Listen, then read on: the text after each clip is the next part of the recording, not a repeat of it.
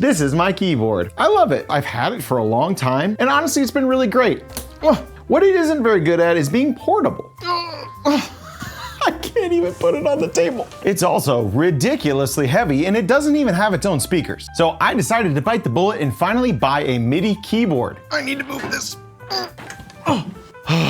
So I did what any sane person would do, and I went onto AliExpress and I searched up the cheapest MIDI keyboard. And what did I find but the SMK25 Mini from the Sports Life Outdoor store. So I ordered that, and I've got that right here. But wouldn't it be kind of interesting to stack this up against the most expensive MIDI keyboard? So I jumped onto sweetwater.com, went to the category for MIDI keyboards, and I did something I've never done before, sorted by highest price. So from there, I skipped down through the 88 key keyboards, because that's what I already had, and I found the Expressive E Osmos. And then I found the price, which unfortunately was a little bit outside my budget. But luckily, Sweetwater and Expressive were nice enough to sponsor this video and send me one. It's a little bigger than I thought it would be, but I can at least carry this one. So this keyboard may be 64 times more expensive than this one, but I think the little guy may actually surprise. Hey there, Future Chase here. I meant for this to be a lighthearted video where I joke about the differences between two very different keyboards, and it kind of is. But there's a point in recording this video where it became so much more than that. You'll see. Let's start unboxing. Here we go. Ooh. Now, surprisingly, this little guy actually has some features that the big one doesn't. Now, one of the big features that this has is that it actually has Bluetooth connectivity. So you don't even need to plug it into your computer. It's got a battery in it. Now, on AliExpress, there's like a million different versions of this. I think they're all the same thing. Some of them are branded differently. If you type in SMK25 Mini, this is the thing. Got the user manual. Getting rid of that. Comes with a cord. There's a couple things I want to test with these keyboards. First of all, I want to use them in a notation program. I would love to be able to like throw this thing in my backpack and be able to compose a lot quicker because I actually have a keyboard versus having to punch and click everything. So we'll test that functionality. And then we're also going to throw it in Logic Pro, and we're going to see if I can get some cool sounds out of it. Basically everything you would want to check out on a MIDI keyboard.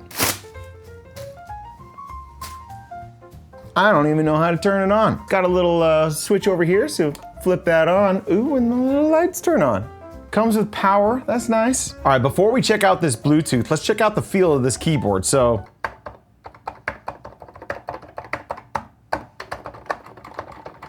it is obviously unweighted. It is super crazy pants light, like light. And honestly, it feels kind of cheap. The buttons are pretty tiny. Like I got, sausage fingers and I'm like putting my fingies over here and it's like, I can barely get room to play chords. But if your goal is to just plunk away at some things or maybe input some notes on MuseScore, this thing might work pretty good, but we'll see.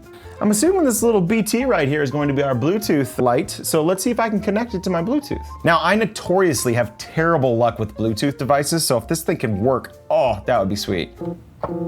Ooh.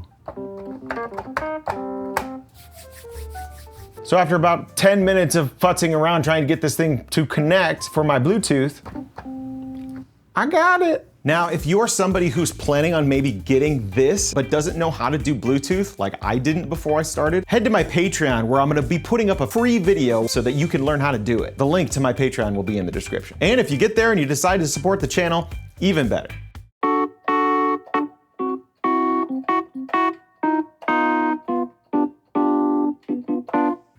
I'm not gonna lie to you. This thing's doing pretty good so far. Bluetooth works great, man. There's honestly like very little latency.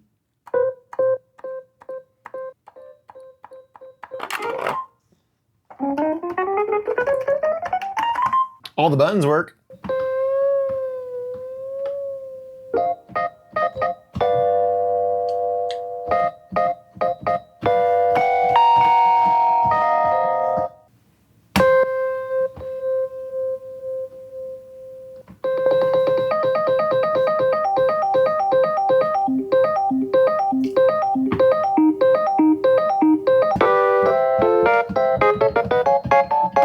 Cool little feature.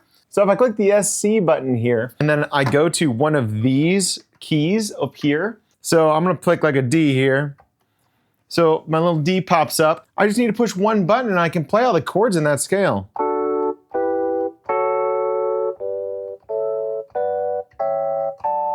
And what happens if I play something not in the scale? So if I hit a note that's not in the scale, like an F natural and a D major scale, it just plays the closest thing to it, which is kind of cool. Now, something to remember, this does not have any sounds built into it. The cool thing you're hearing right now is the classic electric piano inside of Logic Pro.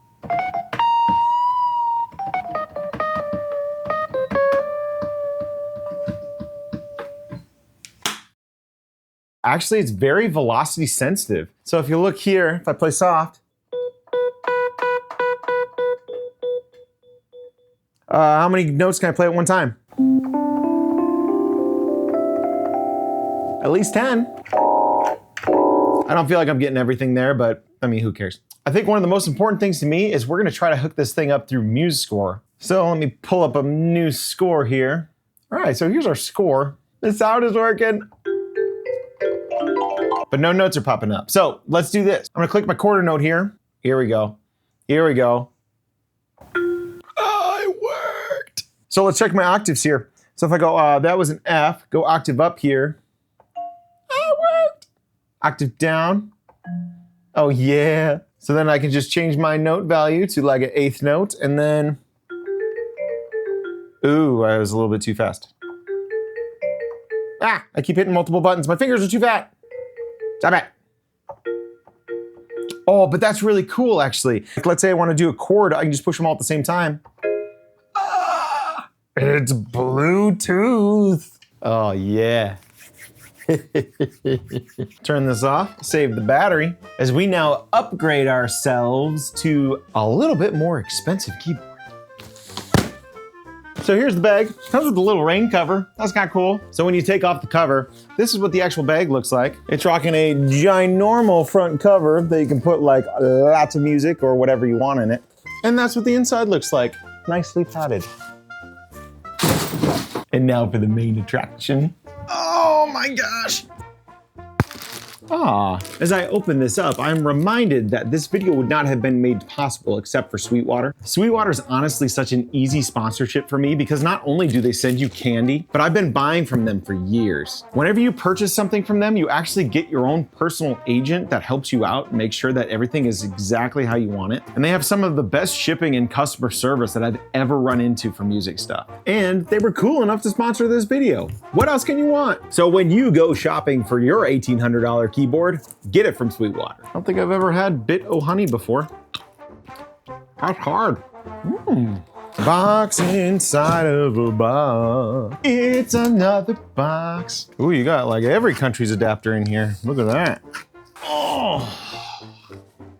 Now, before I even unwrap this thing, I have to show you. This is the beefiest silica gel pack I've ever seen. Don't eat that. Here we go.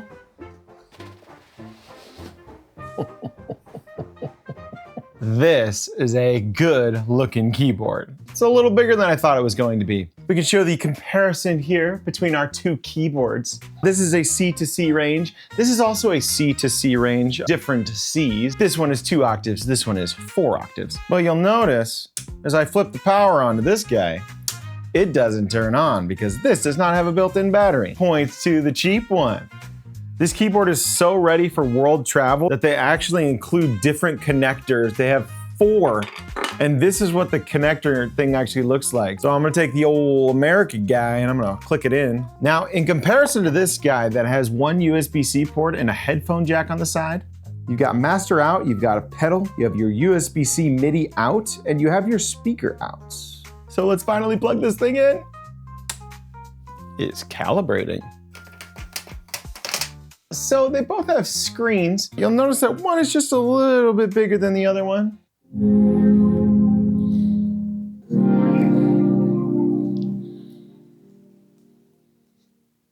Now, when I was looking for this thing, I tried to figure out what the weighting of the keys were, and it does not say on the page. And the reason why is because this is not a typical keyboard. This is literally one of a kind, and it has some features in the keys that you don't see on any other key. First of all, I'm able to push down differing degrees and I can crescendo as it gets lower.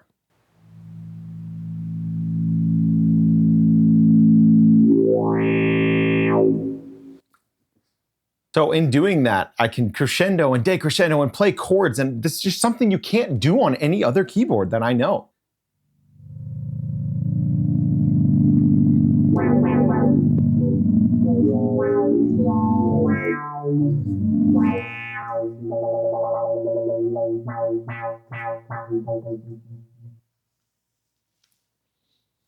Now, this thing does not actually need a computer like the other one does. It has its own standalone sounds.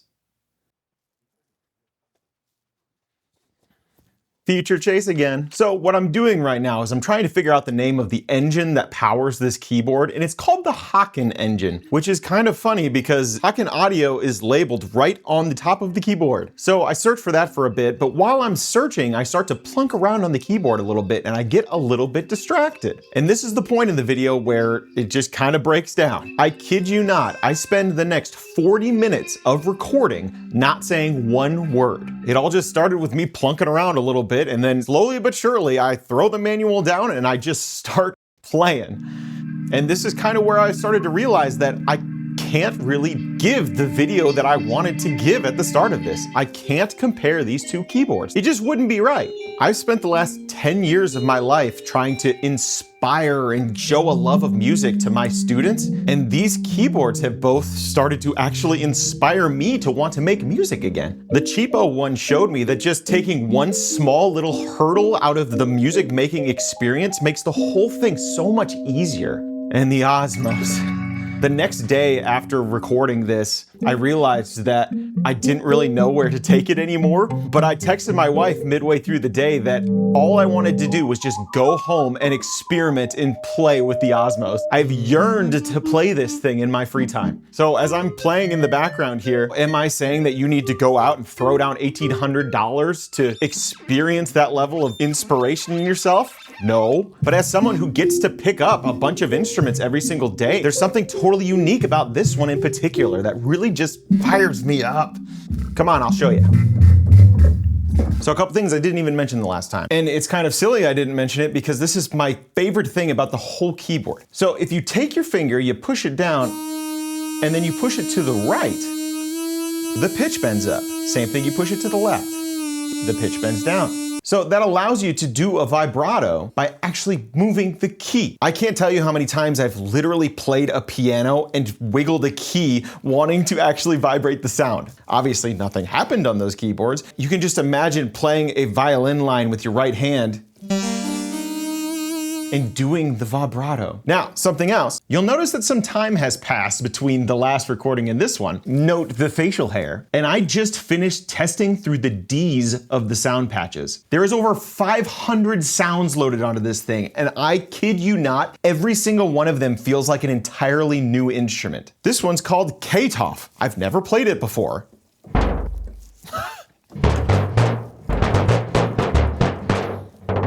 That's kind of weird. I dig it. This one is called Main Square. I've never played it before.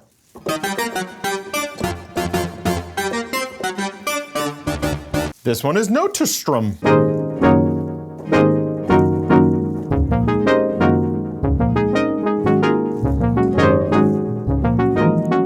This is Outspoken. Something else I haven't actually talked about, you can actually play these little black parts, which is kind of fun. Easiest chromatic scale I've ever played. Now, this is a MIDI keyboard, but it actually uses a new technology called MPE. Basically, what MPE keyboards are all about is just giving tons more variables that you get to play with. And I haven't even gone into all the things you can adjust on the actual keyboard itself. So this is a good example of what I'm talking about. This one's called Pickup, and here's what it sounds like just stock out of the keyboard.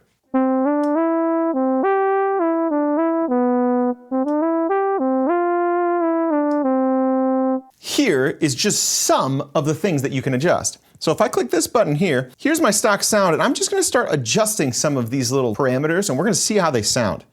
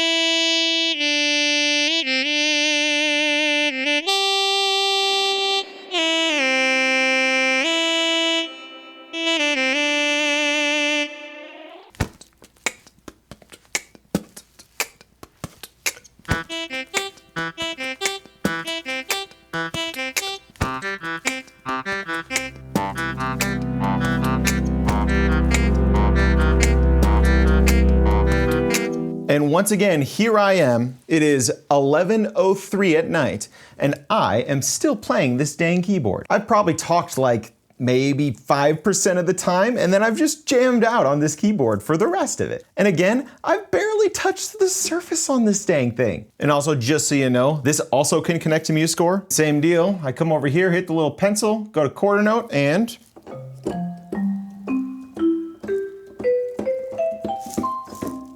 you can still do chords. So there you have it, the cheapest MIDI keyboard versus the most expensive. I can't really say versus anymore because honestly, they're both winners. If you don't currently have a MIDI keyboard, I would 100% recommend getting one of these. It has done everything I've wanted it to do, and it's Bluetooth, and it's super cheap. Now, I got mine for $28. I think they're a little bit more expensive now. I'll do some sleuthing and try to find the best deal, and I'll link it down in my description. But I honestly don't know how I went so long without having one of these. I can't tell you the amount of time I've spent just hunting and pecking into a composing application when I could have just gone boom, boom, boom and been done. Now, the Osmos, on the other hand, you are probably going to know whether or not you are the target market for this bad boy. I honestly don't even know if I am the target market. I don't feel like I deserve it. But the thing is, because I have it now, I'm going to be using the heck out of it. I'm going to be composing. I'm going to be writing some music. And I think just having this in my arsenal is going to open up entire avenues that weren't really possible for me before. There are probably other synths that you can do the same kinds of things with, but there's something so magical and expressive about the way that you're allowed to play this thing. And one of the best parts about it is you don't even have to be very good at the piano. You just explore. And I think that's kind of what this thing's all about. So once again, thank you Sweetwater and Expressive for sponsoring this video. If you enjoyed it, hit that subscribe button, leave a comment. Don't forget to check the Patreon out if you want a tutorial of how to actually get this thing working. And there you go. Stay mad.